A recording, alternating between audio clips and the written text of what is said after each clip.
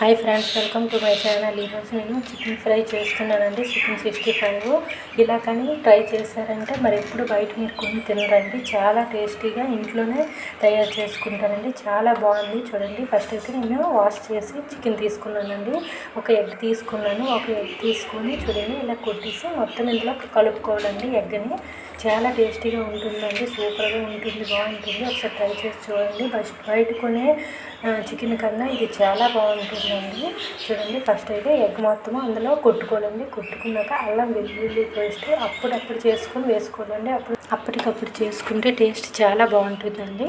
Next ఇందులో కొంచెం salt సరిపోయినంత సాల్ట్ వేసుకోవాలండి. సాల్ట్ వేసుకున్నాక మొత్తము బాగా మిక్స్ చేసుకోవాలండి.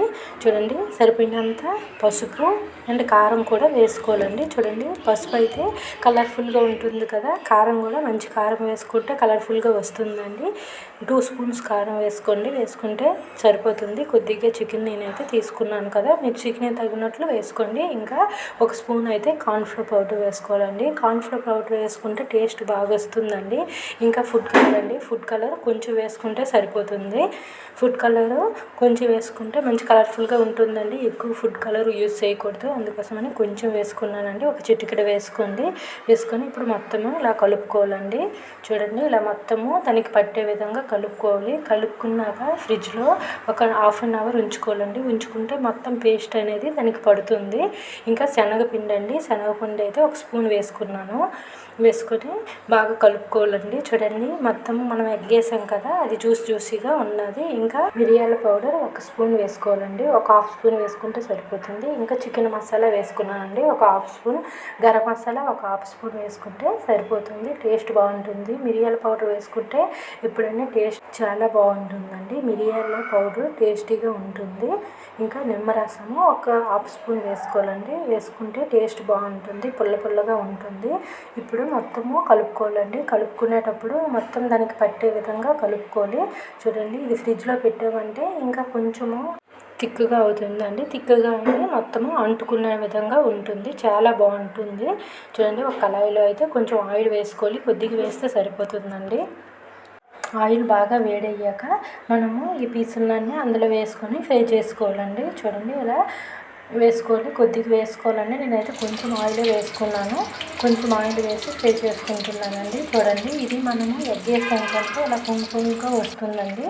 దానివల్ల ఏ ప్రాబ్లము లేదు.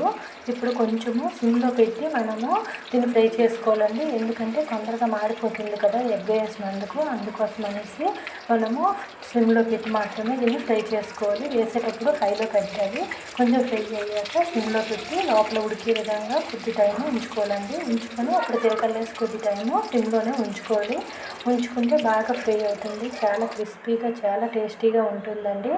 చూడండి, చాలా బాగుంటుంది. మీరు కూడా ఒకసారి ట్రై చేయండి. బయట కొని చికెన్ కన్నా మనం ఇంట్లో ట్రై చేసే చికెన్ చాలా బాగుంటుందని. చూడండి, టేస్ట్ అయితే సూపర్గా ఉంటుందండి. మొత్తం ఇలా ఫ్రై చేసి నేనైతే ఒక టిష్యూ పేపర్ మీద వేసుకున్నాను. వేసుకుంటే దీనికి ఉండే ఆయిల్ మొత్తము ఆ పేపర్ లాగిస్తుంది కదా, అందుకోసమని మొత్తం టిష్యూ పేపర్ మీద తీసుకున్నానండి. ఇంకా పచ్చిమిర్చితో ఇలా తింటే చాలా బాగుంటుంది. అందుకోసమని కొంచెము ఫ్రై చేసుకుంటున్నానండి. చూడండి, మొత్తం ఇలా కొంచెం వేసి ఫ్రై చేసుకున్నాను. తీసుకోవాలండి. మనం పచ్చిమిర్చి వేసేటప్పుడు చాలా దూరంగా ఉండి వేయాలి, లేకపోతే మీద తులుతుంది.